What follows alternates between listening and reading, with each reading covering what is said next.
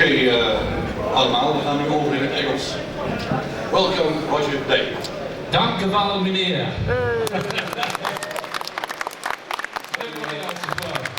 You still know some Dutch words? Yeah, but I only remember the rude ones, I'm afraid. I'll maybe come to that later. Heel lekker. Of course, the first question, Roger, is when did you get interested in radio? The first time I heard the radio, I guess, in England. But what really got me going was listening to Radio Veronica, because I didn't know what it was. I didn't even know it was on a boat. But I used to live in the southeast of England, and of course Veronica used to beam in. No English station, apart from Luxembourg, was playing music, and I thought, what the heck's this? This is great. And of course then I found out it was on a boat later on, but I don't think I found out it was on a boat until I started working for the stations myself. But it was fabulous, you know, so that was why I got interested. And in fact at school I used to be known as Jukebox Joe, because I was so besotted with the radio. Of course, the radio in England was totally different to what you heard on Veronica. Oh, it was awful. You know, you had one record share a week, I think, or two if you were lucky, you know, so there you go. What was the point that you decided to be a DJ? Well, when I listened to Luxembourg, you know, I didn't know how you did it, but I thought, I'd like that job, because I love music, and I want to play it. So, I guess when I was about 13, you know, but had no idea how you went about it. I used to practice with a tape recorder in my bedroom, you know, so ridiculous. Sad person, really. And you still kept those tapes to listen to it later on, or didn't you dare to? Fortunately, I destroyed them. And this was when the pirates came around. It was good time and nothing to apply for a job somewhere. Well, yeah. And the strange thing is, I first heard Caroline on my birthday. And it must be me doing this. Kind of magnetic. That's right. Never was very good with microphones. I was just walking along Margate Seafront, which is where I used to live, and I read in the paper about Caroline. It was my birthday, so it was the best birthday present I ever had. You know, because I listened to this station, little known that one day I'd work for them. You know, so it was magical. I thought, hell, that's great. Because this was like Veronica, but in English. How did you get involved in swinging radio England? Well, I'd sent audition tapes to Caroline and Big L, Radio London, and I think they're turning me up a bit now. That's right. I'd sent tapes to Caroline London and got rejected, of course, didn't everybody. And I happened to meet Dave Cash, who of course worked for Radio London. And I said, you know, any chance for a job on the boat? He says, well, you've got no experience, have you? I said, no. He said, there's a new station starting, run by Americans, and they've just flown in today, and they're staying at the Hilton Hotel. Why don't you go and see them? So I grabbed my girlfriend, and we went up to the Hilton Hotel and met the guys. And I was the first English person they'd met. And they said, what do you want? I said, I want a job. And they said, well, as you're the first we've met, you can have it. So they had no idea whether I was good, bad, or indifferent, you know. So my thanks to them. It was Ron O'Quinn. So that was it. There were some other guys from Britain, Brian Tilney, Colin Nickel. Yeah. The story is going that Brian Tilney had never done radio work or DJ work before. No, he was a bingo caller. Good qualification. Well, I used to be an accountant. So, you know, I had no experience. And Johnny Walker was a car salesman. So, none of us had any experience, which is apparently why they picked us, because they didn't want us to sound like the English disc jockeys, who they thought were bad. They wanted us to sound slick, pacey and fast, like the Americans, and they wanted to teach us how to sound like they did. And I was forever grateful, because I never got into what I call the bad British habits, you know. Did you have to listen to tapes just like the Radio London jocks did? So you had to listen to yeah, WFUN in Miami we listened to, and I heard these. I'd never heard of American radio till then, and I just thought, my God, this is superb. And they want me to sound like that. I could do that. Yeah. all on echo, you know, it's fabulous. Still one of the best radio stations it's ever been. Was it known to the staff that Don Pearson was early involved in Radio London? Well, I didn't. It's only later on I found out. But no, we didn't realise that. You know, he'd set it up because Radio London had done the dirty on him, and that's why. Did Don or Pearson ever come on the lesson club? Oh yeah, Don was always on there. Bill Vick not so much, but Don would. He'd come on with his wife, and every time he came on, he'd ask us to play The Yellow Rose of Texas by Mitch Miller, which is hardly the sort of music we played. Well, Britain Radio did, but so I wonder if you'd play The Yellow Rose of Texas and My Little Old Wife. You know, of course we had to, because he was the boss. But these were bigger than live Texans. Coming out. Fabulous characters. They really were like everything you saw in Dallas. You know, if they wanted it, they bought it. And sometimes they didn't pay for it, admittedly, but they were larger than that. I've never seen anything like these guys before. But how big was the cultural gap between the English and Americans? They didn't understand us, and I don't think we understood them, actually. That's a good start for a radio. That's right.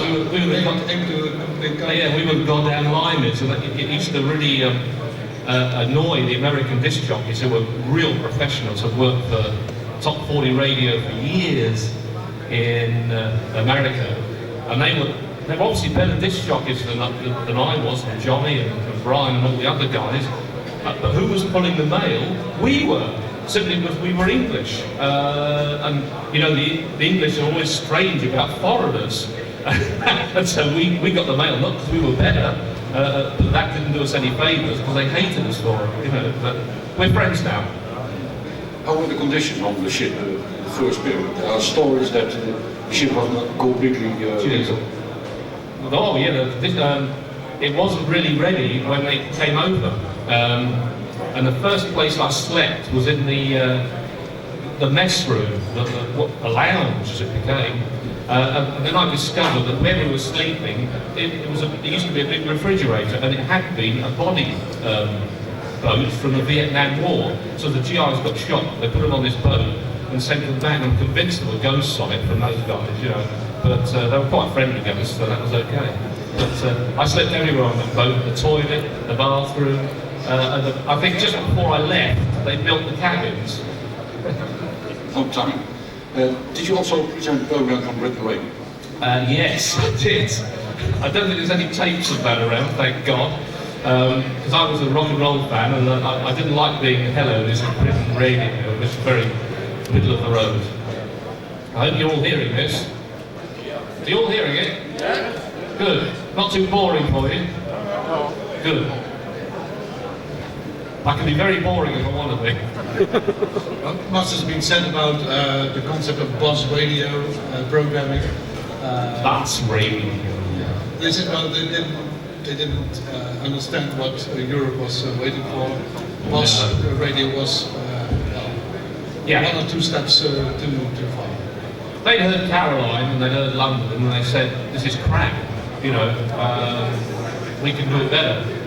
And I have to agree, compared to what we were doing, the others were boring. Because we're very bassy. I thought they were great stations, the others, but I thought that we were too early. The station was at least 10 years before Britain was ready for it. And that's why we didn't put a very big audience. But plus the fact that they did some wrong decisions with frequencies. But I still to this day say it was a great radio station that was just too early. They worked about the ship with a carousel. Was it difficult to work with? Well, of course, this is one of the first stations that ever had automation. I talk about automation now. We had it in '66, to prove how early we were. And I used to sit in the studio at night watching this thing go around, and just with an announcement, you know, this is Britain Radio, and they'd play something. And I thought, this is amazing. And apparently, if it's on lounge, you could dial it up to so talk about automation now. This was 35 years ago.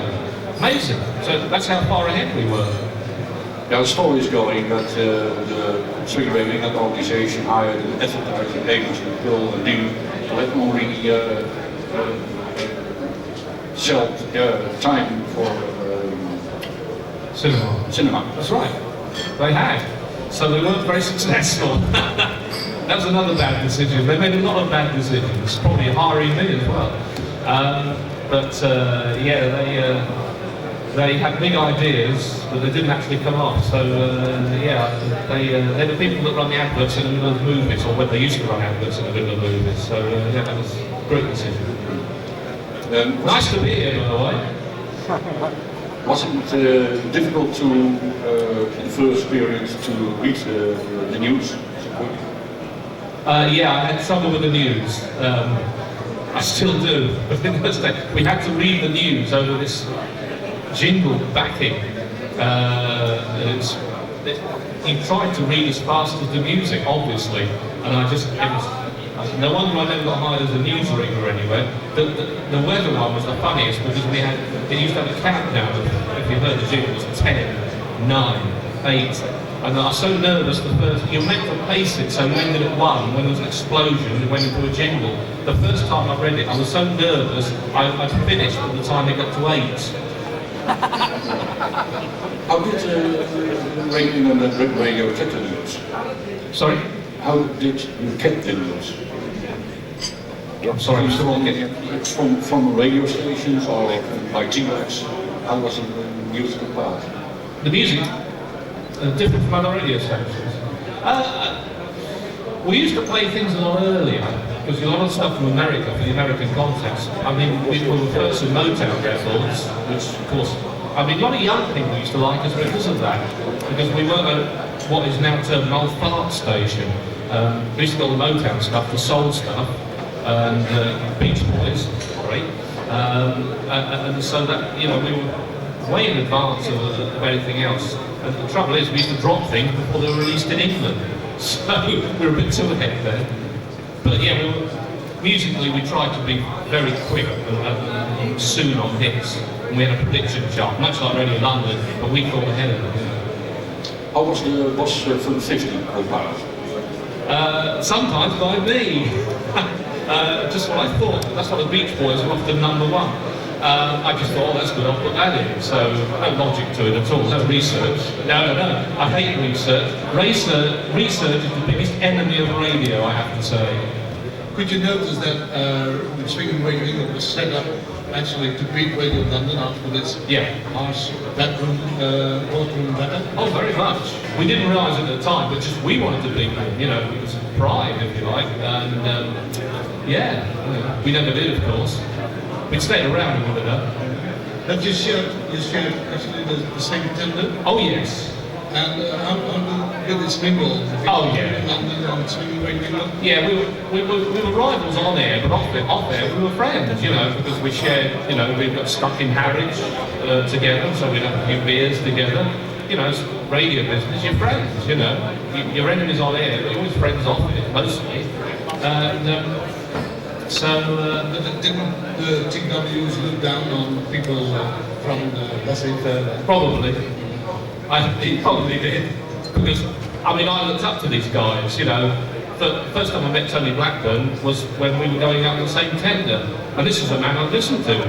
And it was God, to me. Because, I went out and said, hi, I'm a new boy. I'm just thinking, oh great, just...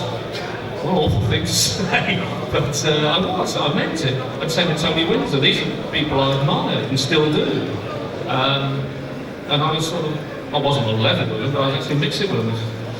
God, and I got paid for it as well, wonderful. We all remember the beautiful jingles from Swinging Radio and Britain Radio. Yep. They were stolen party. Well, yeah, we were actually the first radio station to have jingles custom made. Radio London had doctored theirs, so it sounded like they were made for Radio London. They weren't. They just got a package and done their stuff over it. Whereas Radio England had 2 packages made, one of which I was listening to at the back, the wonderful Batman jingles. Because we were only on air 6 months, but we had, God damn it, we had 2 sets of jingles, marvellous. But for anoraks, jingle anoraks, it was superb. But the names were cut out of an American package.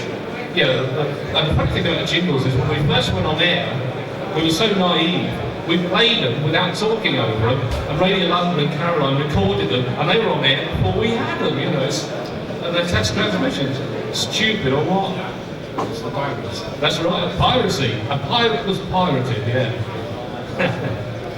Were you on the ship when Yankee wrote in September 66? I must have been, but I can't remember it much actually. They say about the 60s, if you remember it, you weren't there. I guess I must have been, but I don't remember that bit. I really don't. Was there any contact between the DJs on the ship and the US-based DJs like Gary Stevens? No, I never met Gary Stevens. Unfortunately, I'd like to have done. We used to run tape, and we just put it on, like the religious stuff. And it was, he didn't say much, he just said, "Hi, it's Gary Stevens, everybody, it's a Tuesday." The only thing is, we put the wrong tape on one day, and it said, "Hi everybody, it's a Tuesday," and the bloody idiot, it's Sunday. Probably my fault. Some names, and you remember the person, of course, Graham Gill. I'm not sorry. What do you think, memories about Graham Gill? Graham Gill. Good guy actually, is he still around, I think? What's he doing now? Yeah, I'd love to see him again. I haven't seen him for a long time, but yeah, I remember Graham. He was a little bit more reserved than the rest of us. We were all a bit loud, shall we say, me particularly. and he was very shy and reserved, and didn't take part in too many of the jokes that we played on each other, but still a good guy. Very shy man. Boom Boom Rennigan. Boom Boom Brannigan, he was an idiot. What a great name. I remember him, I thought nobody has, of course it wasn't his real name. Well, Boom Boom Brannigan, that'll do me. Poor guy was shot apparently, I think, in America, but they mistook him for a gangster. Probably right actually, he wasn't a gangster, but no, he was outrageous, as were all the Americans. They were like larger than life people, the way I always imagined possibly Americans should be, you know. Were you being paid all the time? Yeah. I mean, I hear these horror stories about people not being paid by the owners. Actually, Radio North Sea owe me money, and I want it now.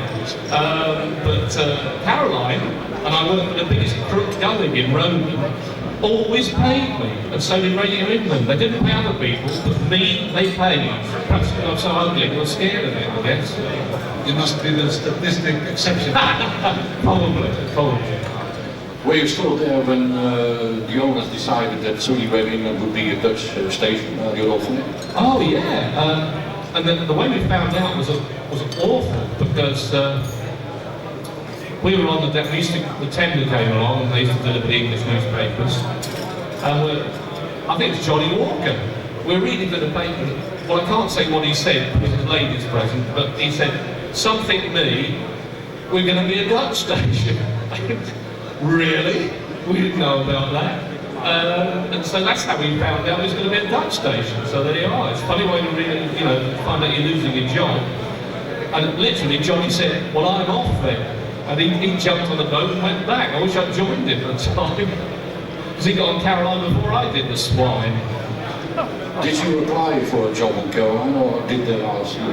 No, I didn't actually, because I stuck it out to the end of Radio England. I've been at the end of a lot of radio stations, and probably a significant bad sign.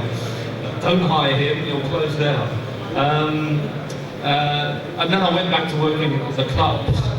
And then, just before the Green Offences Act, about 2 months before, a lot of the so-called superstars got cold feet and didn't want to break the bill. And I knew the guys at Caroline, and they knew me, and of course I wanted to work for them. And I had applied, yeah, and they said, "Well, someday." So, right. And then, I remember it to this day. I got home and my dad said, he said, "Oh, some guy from Caroline's phoned up, Terry Bay." And he said, "Want you to call him?" I said, "Oh, we've got a number, yeah." Well, I knew the number anyway. So I phoned him, he says, he says, he didn't say to me basically, "We're hard up and we need you," which is the truth. Desperate for anyone with radio experience. He said, "When can you start?" I said, "Tomorrow." So I just phoned on my disco contact, said, "Bye, I'm off to the boat," and that was it. And I still remember this day. I hadn't actually been on the boat before. We weren't allowed on when we used to come alongside. I just approached the boat and I thought, Jesus, I'm going to work for the world's greatest radio station. I still think that.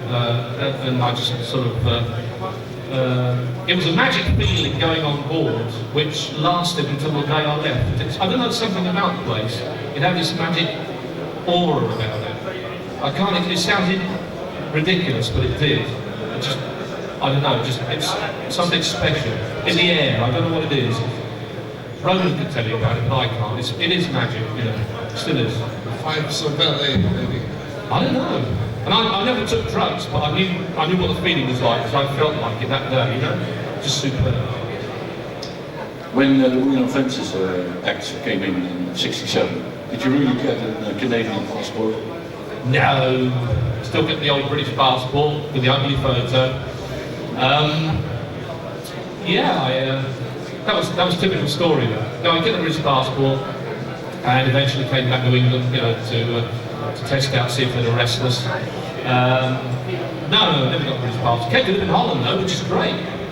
You know, as a 21-year-old, not married, no commitments. That was a good place to come and live as a single man, I can tell you. Oh, we loved it here. I don't know whether our landlord loved us, because we used to rent a place just after lights are black. And we had some great times there. I'm sorry to any ladies we offended. It was good times. Was there much difference between the weeks before August the 14th and the weeks after that on the ship? Yeah, obviously we had daily tenders from England before, and afterwards it was twice a week on a good week. Once from Scheveningen and once from the mountain. The mountain one was the bigger offshore one, which I understand is still going. It's trip boat. It's amazing. I'd like to buy the thing, just for old time's sake. And offshore 2 was a smaller boat, and managed to go from Scheveningen. I preferred offshore 1. It was a nicer ride, if that was possible. In a 4-10 gale. But yeah, we used to then go twice a week. And we'd occasionally run out of water and all the nice things that make life like the sea bearable. But yeah, it was a little bit different. You had less contact. During the period until March '68, did you visit your home country? Not at first, because basically we were shit scared. Only what they do. And then after a while, I think it was just before Christmas, nobody had been back, apart from Spangles Muldoon, who, I don't know what he did, he took a rowing boat and went, I'm sure he was always an idiot.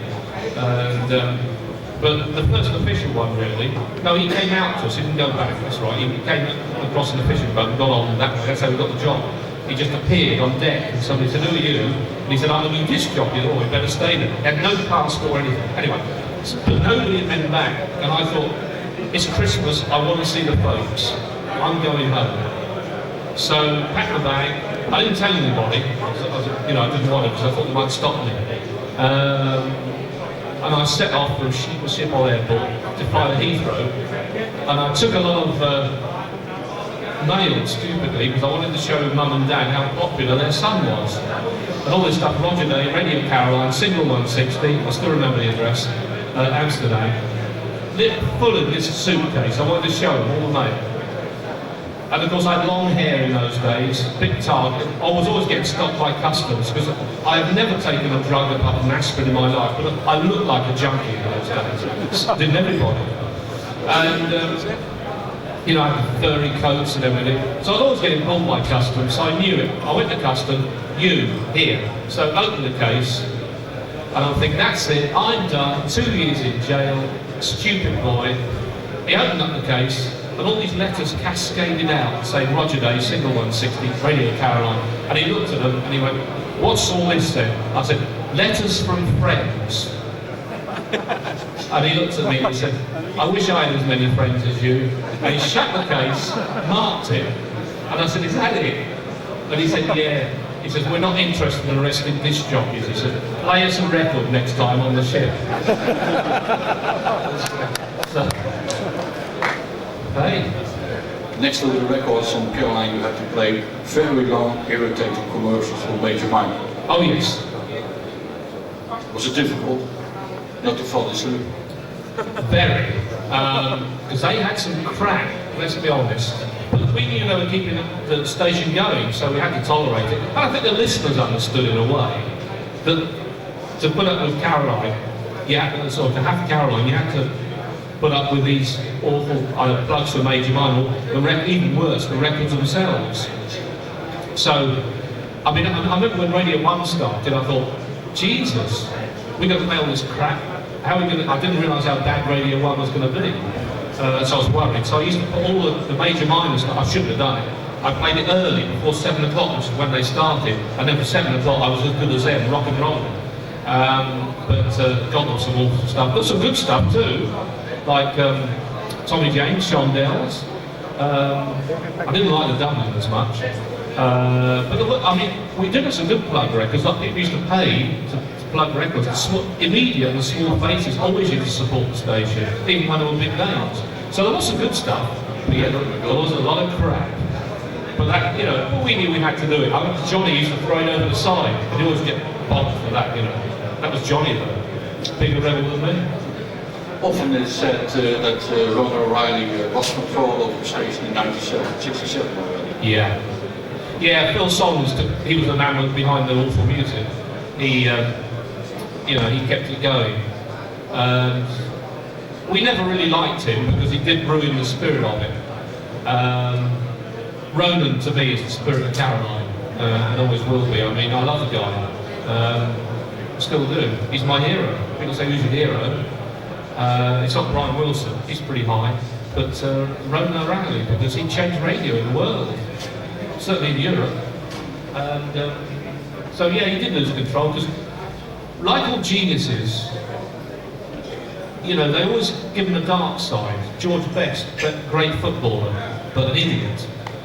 Ronan, I wouldn't say he's an idiot, but he can't handle money, and that's probably why, you know, so he lost control, which is a pity because Ronan was Caroline, and you know, he's the spirit of it.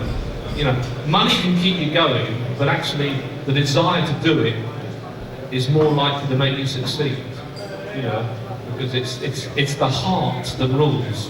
That's not just an old hippie. I am. Yeah, money's okay, but it's the desire that is more important. You can't give people desire. You have to. That's true, isn't it? You know, because you can do all the. Radio is business now, and I appreciate that, but it's got no bloody heart, and that's wrong. That's wrong. You know, radio is a heart business, and that's why Ronan's a hero. Sorry about that. It's a little thing of mine. Obviously, the guy in the back agrees, and a few others. That's kind. But you're afraid that... I'll never change. I'm just a stupid old rebel. Is there a chance to have a radio station like that? Again? Yeah. Is there still a possible the spirit is going to bring some? Well, I know the guys on the Isle of Man, some of them are here, but if we get that thing going on the Isle of Man, we'll have that spirit. And I'll tell you what, we'll kick some radio arse if we get going. People say it's not possible. It bloody well is. So I don't know what Dutch radio is like. But British radio is, I don't swear much, British radio is shit. It is so bad, you would not, I don't listen anymore because I don't like the top 300 songs that they play. I used to listen to the radio because they had a better record collection than me. I've got a better record collection than they have now. And, you know, I like the Cause, I like Robbie Williams, but not all bloody day, thank you very much. You know, I wanted surprises on the radio. And you don't get them anymore. Probably ruined my career in radio in Britain now, but there you go, who cares? Of course, today is a remarkable day, a sad day, the 3rd of March, 33 years ago. You were on the ship and tell your own story. Yeah, it's hard to tell it without crying, because it's a bloody sad day. I mean, I remember I was, as you know, I used to do the breakfast show. Probably you don't know, nobody's old enough to remember, I shouldn't think. But I woke up to do the breakfast show as per usual. It was about 5 o'clock, I guess. I used to get up I don't know why I got up so early. Oh yeah, I did 5:30, we used to play we weren't 24 hours in those days, we stopped in 2 and 5:30. So I used to get in and play continuous music. A lot of that on the radio now. until 6 o'clock to warm the transmitter up. I don't know why, it's warm anyway. So I went to have a shower, you know, did my usual shave and shower and that, because it's ridiculous on the boat, but I felt better if I'd done those things. Clean the teeth, I always do that. And you can always, I'd heard there was a throbbing, and it wasn't Johnny Walker's cabin, which is unusual. And there was a boat alongside, and it was one of the big Weissmann tugs. And nothing unusual in that, because Weissmann, for those that don't know, usually supplies with offshore 1, offshore 2, supplies with fuel. And if they were in the area, because they used to have, Weissmann tugs used to have tugs in every ocean, because they make their money out of salvage, and they listen to the SOS frequencies, and if they hear there's a boat in trouble, guess who's first there for the salvage ride? That's how they make their money, fair enough. So obviously in the North Sea, they come alongside, and they used to come alongside and have a chat. They were passing, so they have a chat with the Dutch crew. So nothing unusual in that. And the thing I like about the Dutch is they have a great sense of humour. And I used to really respond to that, you know, because I like, life to me has to be fun. So does radio, obviously. And I saw one of the crew guys, Harry the, well I can't say what you used to call him, it's a rude word, but he was, we just called him Harry. I didn't know his surname, but he was, anyway. I said, okay Harry, what's going on? He said, Englishman, we're towing you to Japan. And I said, bollocks basically, you know, I said, he must be joking. And you know, he laughed, I'm like, the end of it. So I went in the studio to get ready for my show, and the captain of the Me Amigo, the duty captain, came in with the captain of the tug. And he said, you've got 5 minutes to get out of the studio. Now this is where I probably made the biggest mistake of my life. So many times since, I know what I should have done, but I didn't. I should have actually got him out of there and said, you hate taking me out of here, but I didn't realise how serious it was. And I should have just flung up the mic and said, we need help, get somebody out here now. That's what I should have done. Easy to say now, but I didn't. And I just left the studio, and then I locked the studio, and that was it. Would it have made any difference then? There was no help? It might have done, because the guy that used to monitor our broadcast lived in Frinton, and I think he would have then made some contacts, and we could have got somebody out there to stop them doing what they were doing. Because it took them a while to cut the anchor chain. So maybe help could have come and I could have changed the face of radio, so they could blame me actually. But I apologise for that now. So that's it. They then sort of, we spent a very long sack trip, and I have to say a lot of tears were shed, because we knew this was serious. We found out they hadn't been paying bills, and I think we arrived the next day at the port side of Amsterdam in Mountain. And I always remember to the day, it was at night, so it must have been that evening, that was right. And we were being towed, so there's nothing worse than a boat where the generators weren't working, it was dead. And we arrived at one of the locks. I don't know if you know, you have locks that go up in stages to the main port in Amsterdam. And this lockkeeper came out to sort of let us in. And it was dark, so he didn't know what he had there. And he had this big torch. And I saw him, his torch started going up the mast. And it just kept going until he got to the top. And I think he said, hop for a dollar, or something like that. And I thought, I bet you've never seen one that big. And so that was it. And then we ended up in Amsterdam, and the guy came across, and when we're coming back, when they paid the bills, I don't think we actually believed that. Because we knew that once we were in port, that the British government would put pressure on and we wouldn't get out, no matter what they did. We got our airfares and I went back to England, and end of a dream. Very sad indeed. One of the worst days in radio. But you were quickly back on the radio in Luxembourg. Yeah, Luxembourg hired me because they wanted to, they realised they were losing audience, Radio 1 was starting, they were on at night. They hired me from the south boat, Tony Brent from the north, because they wanted to appear more hip, swinging. They thought they did, but they didn't actually want us to do that. They kept telling us that we shouldn't be doing the things that we're doing. So I hated it there. It was awful because you didn't operate your own equipment. And after the freedom of Caroline, even with those awful records, it was a culture shock. So I left pretty quickly. When somebody said, you want to go and compare a Beach Boys show, I was off. That was it. It's probably a stupid decision because I would have got on Radio 1 if I'd stayed there, but hey, I don't mind about that. I've always been a commercial radio man. In 1970 you came in the first R&I team. Yep.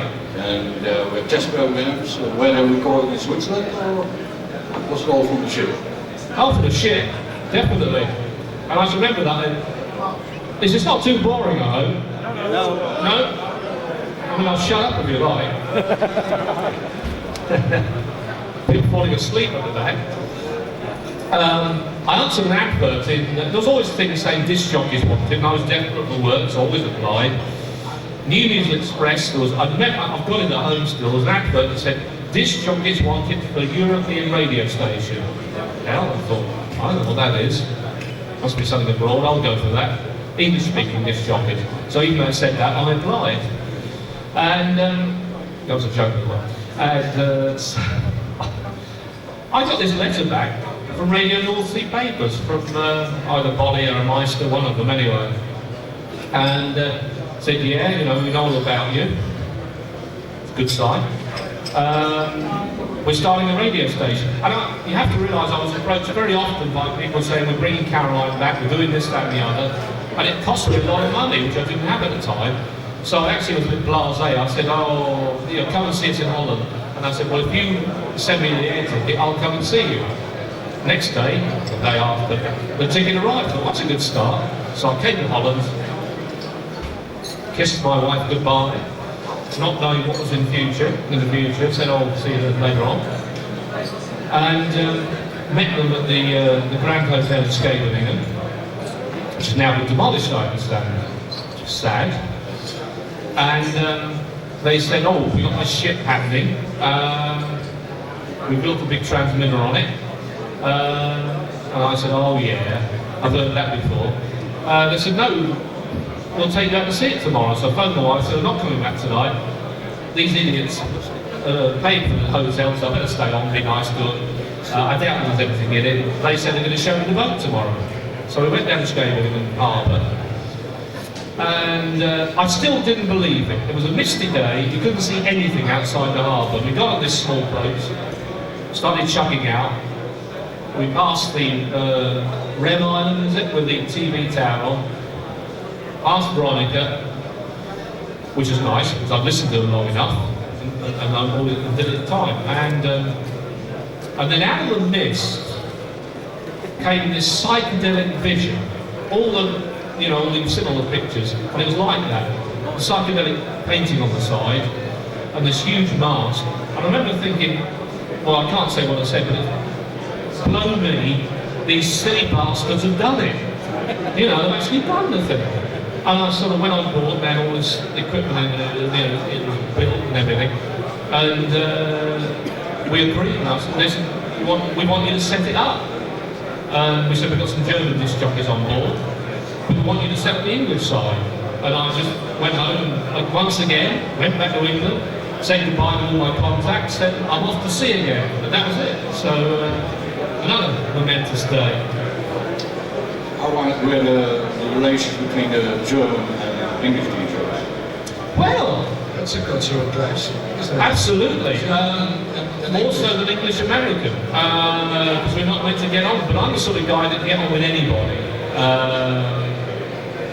I'm the sort of fellow that if people say to me, oh, you won't like him, I'm the one person that'll get on with it. I don't know why, I always see the good side of people. Because life's too short to see the bad side. So yeah, we were fine. I mean, I couldn't understand a thing they damn well said. And they probably didn't understand me either. But we sort of tolerated each other. So yeah, it was an odd mixture, but it didn't last very long. But I mean, because they realised that English was what people wanted. But there you go. Were there any signs of espionage, as Paul Harris told later? Well, I've been phoned many times by many journalists, even up to a couple of years ago, and I could have made a lot of money and annoying, but I have to say, no. I know they came from a very dodgy background, and they certainly have been involved in a lot of things which I don't approve of. If the things they say about them are true, they should be locked up. But I have no evidence of there being any espionage on that boat. People say to me, were there locked rooms? No. And anyone that says there were locked rooms, they're lying. There was no locked rooms on the Meaver. I've been in every room on that boat. Yeah, they had a lot of shortwave equipment, but I have no evidence. And I would say, if I did, because one thing I am, I'm always honest, and I have no evidence at all. There might be, but I have no evidence of that. Moving to the English coast seemed to be a bad decision. Stupid, and I advised them against it. I was outnumbered. Andy Archer and the rest wanted to go to England for old time's sake and said, look, I don't like the government, but they're letting us get on with it here. If we go to England, it's like sticking two fingers up. It's saying, what are you going to do about it? They're going to do something. I didn't know what they were going to do, but I thought they would do something. They have to. And they did. But, you know, so I came back, I think I've been on shore, because I don't think they'd done it when I was there. I was staying in Margate at the time. And I heard the broadcasting coming out, what's so silly, this is going to end in trouble. And of course it did. It did. You know, they just used it against us, and bad decision. How did Ronan get involved with the election campaign? Sorry? How did Ronan O'Reilly get involved when the election campaign was on? Well, it started jamming us, which of course I'm very undemocratic, never been done apart from wartime before, so that was outrageous. More outrageous than the Marine Offences Bill, which I think, to me, the Marine Offences Bill is one of the most undemocratic pieces of legislation there's ever been. To stop people playing music on the radio, how offensive is that? Very offensive. Anyway, to jam it, even worse. I think we got Ronan on board because the election was coming up. We knew our only chance was to get people to vote Conservative. So we got Ronan to come on board, change it to Caroline, push all the right buttons, because don't forget it's the first election that 18-year-olds had to vote at. They didn't give a toss about the economy or anything else. They knew that this government had taken away their radio stations and they would not forgive them for it. So we needed to remind people about that. And I think nobody's ever admitted it, but we changed the course of that election. Without us, the Labour Party, because all the opinion polls said they'd get back. We actually swung, because all the marginals in the southeast, and so many seats swung because of us. But the jamming didn't stop. It was Ronan O'Reilly's way to get even. Yeah. To get this and me too, I tell you, it felt bloody good. So you deal with me, boy, I get even. How did you celebrate it? I got sleep rat-arsed, you know. I got so drunk, and the tender came to take us off the next day. And that was my last act on the boat, because they got rid of me after that. And yeah, I went on holiday in Spain. When I came back, no job, so there you go. My last piratical move. Was the station paid by the Conservative Party? No money exchanged hands, no. They should have done. And they should have given me a bloody MBE too. Perhaps they will next year. If they get back in this year, I'll remind them of that. What was the reason you were fired? Politics, basically. We had a new program controller called Larry Tremaine from America, who was an idiot. And the thing is, I said I'm honest. I don't hold back. If you're an idiot, I'll tell you. I say, my friend, you're an idiot.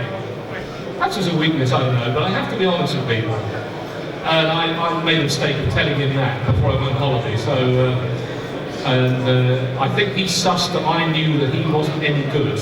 So he had to get rid of me. So no surprise when I came back. And I remember I catch a phone and said, when am I going back? And he said, never. So they are fine, that's it. So, good to see you.